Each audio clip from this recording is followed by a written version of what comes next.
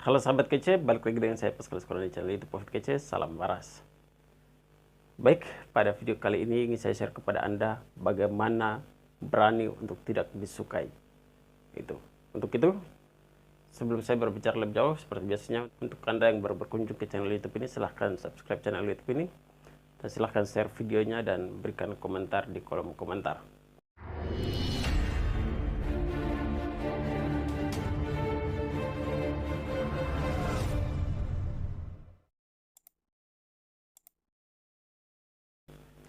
Sahabat kece, beranikah Anda menjadi orang yang tidak disukai?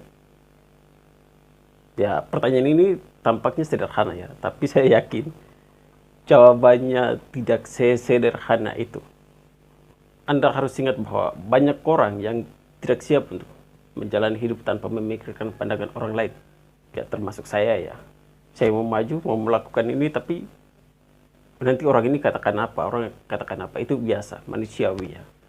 Nah, banyak yang tidak siap menerima kritikan, pendapat, bahkan hinaan ya dari orang lain terhadap hidup yang mereka sedang jalani.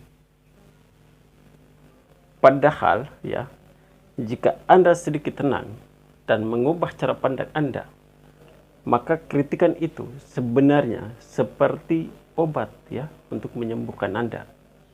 Jika Anda bisa bersikap baik saja terhadap hinaan ya, maka sebentar lagi Anda akan menjadi manusia yang kuat dan tahan banting, serta segera mengantarkan Anda ke gerbang kebahagiaan. Saya baru saja membaca buku Berani Tidak Disukai ya, karangan penulis Jepang Ichiro Krishimi dan Fumitsue Koga. Itu. Ya, buku tersebut berisi panduan, nilai, serta ajaran filsafat yang dikembangkan oleh psikolog Alfred Adler. Ya, gagasan utamanya adalah berani menjadi diri sendiri. Maksudnya, menjadi seorang yang berpegang teguh pada suatu nilai. Meski dengan berpegang teguh dengan nilai itu, ya, kita mungkin akan dibenci dan tidak disukai banyak orang. Ya, saya sering mengalami hal ini, sudah biasa. Ya, dan sekarang ya saya tidak peduli mau kata lu siapa, tidak penting bagi saya.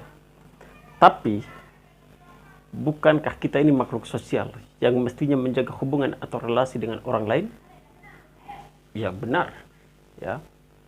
Tapi hiduplah secara wajar dan bergaulah secara patut.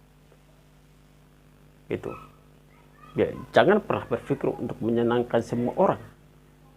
Tidak bisa. Ya, sebab orang yang hidupnya ditujukan untuk menyenangkan orang lain, ia akan kehilangan dirinya sendiri. Ya, saya pernah mengalami ini. Satu titik di mana saya harus menentukan diri saya, dan sekarang saya menjadi diri saya. Siapapun dia, lu punya harta, lu punya uang, saya tidak peduli. Karena bagi saya kebahagiaan sejati adalah apa yang saya pikirkan, apa yang saya jalankan. Clear. Kesan saya terhadap buku itu, ya, ini adalah buku bertema filsafat yang sangat ringan ya, dan saya sarankan untuk Anda semuanya untuk bisa baca. Buku ini serupa dengan buku Sophie's World ya, karangan Justin Gardner ya. Saya sangat senang ya dengan dialog-dialog antara pemuda dan filsuf yang bergizi dan mengalir. Terutama saat filsuf mengajukan pertanyaan sederhana ya tentang makna kebebasan.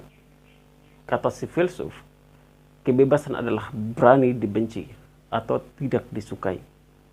Sebab hanya dengan cara seperti itu, Anda, saya, dan kita semua bisa mencapai kebahagiaan.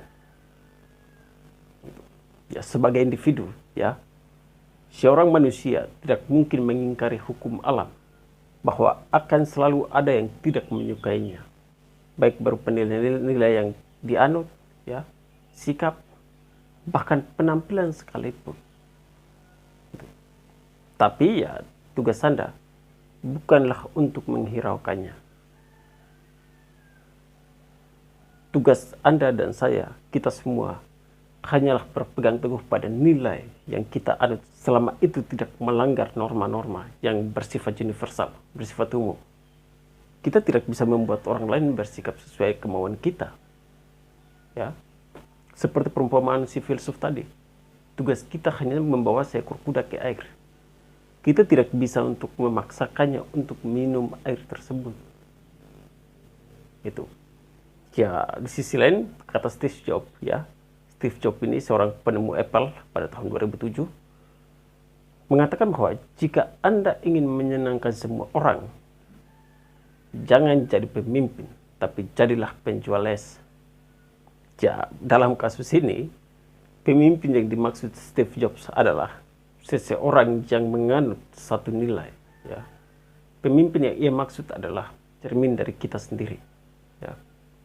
Saya mencatat ada beberapa prinsip penting yang bisa menjadi pelajaran hidup kita semuanya. Yang pertama,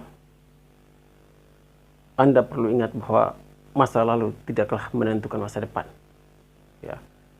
Setiap orang punya lika-liku kehidupan masing-masing. Jika masa lalu kita tidak menyenangkan, maka tidak perlu terlalu lama-lama untuk meratapinya. Ya. Apalagi menjadikannya alasan untuk berhenti menapaki masa depan. Tidak boleh, ya. Ingatlah satu hal bahwa masa depan sangat bergantung pada apa yang kita lakukan saat ini, bukan masa lalu, ya. Apa sikap kita hari ini, apa keputusan kita hari ini, semuanya menentukan masa depan. Itu. Yang kedua, hidup bukanlah kompetisi. Maksudnya, setiap orang punya garis start masing-masing. Jadi, tidak usah membanding-bandingkan hidup kita dengan orang lain. Tidak penting. Itu hanya membuat kita galau. Itu hanya menyita waktu kita. Perhatian kita kan habis di situ. Mungkin sering terlintas perasaan saat Anda melihat kawan, sahabat, saudara, atau siapapun di lingkungan kita meraih kesuksesan. Boleh sahabat kita sudah menjadi sarjana, sudah bekerja, sudah menikah, dan lain sebagainya. Perasaan iri dalam diri kita itu sangatlah manusiawi. Ya, siapapun, termasuk saya pun pernah merasakan itu. Kalau Anda tidak merasakan, saya bilang Anda bohong. Itu manusiawi. Ya. Tapi iri yang baik adalah iri yang sifatnya positif. Artinya, iri yang mengantarkan kita untuk menjadi pribadi yang lebih baik. Buku ini, ya, mengajak kita untuk tidak fokus melihat pencapaian orang lain, tapi fokus pada tujuan kita. Tanyakan pada diri Anda, apa keinginan kita sebenarnya? Jika kita sudah menentukan tujuan hidup kita, ya, barulah kita merumuskan langkah-langkahnya, ya, untuk menggapai impian tersebut.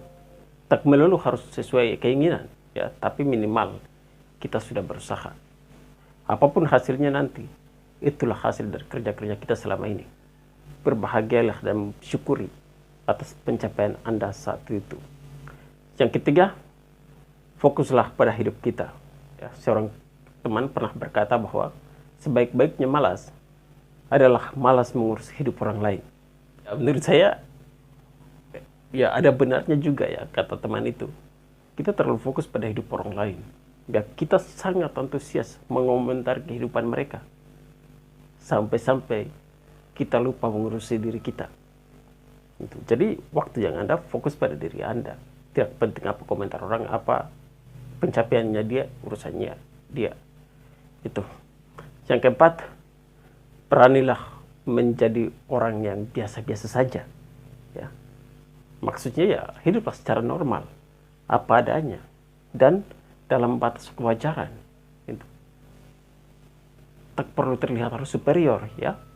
Tak perlu bersusah payah untuk menampilkan kesan kepada orang lain bahwa kitalah yang terbaik. Tidak penting menjadi orang biasa, tak mengubah nilai kita sebagai manusia, ya. Sebab sering saya katakan, sekalipun mutiara dibuang ke dalam lumpur, ke dalam tong sampah, mutiara tetaplah mutiara. Menjadi orang biasa tidak menghalangi kita untuk meraih kesuksesan, ya. Sebab sukses tidak selalu tergantung pada privilege, ya, melainkan ketekunan dan kerja keras. Itu. Jadi kembali lagi, tidak penting apa kata mereka. Saya pinjam bahasanya dari Corbusier, mengatakan bahwa hanya 4 kata yang selalu membuat kita tidak sukses. What will they say? Apa yang akan mereka katakan? Ya, Ini yang selalu membuat kita gagal fokus. Kita mau memulai sesuatu, nanti orang ini dia mengatakan hal apa kepada saya. Saya memulai ini, orang ini akan mengatakan hal apa kepada saya. Akhirnya kita hanya ada pertimbangan-pertimbangan, tidak ada keputusan, tidak ada langkah maju. Kita hanya membuat planning di atas planning. Karena apa? Kita tidak punya prinsip, kita tidak punya nilai, kita tidak punya tujuan yang pasti. Untuk itu, menjadi diri sendiri itu jauh lebih penting daripada mendengar apa kata orang. Saya pikir demikian saja yang bisa saya share untuk Anda.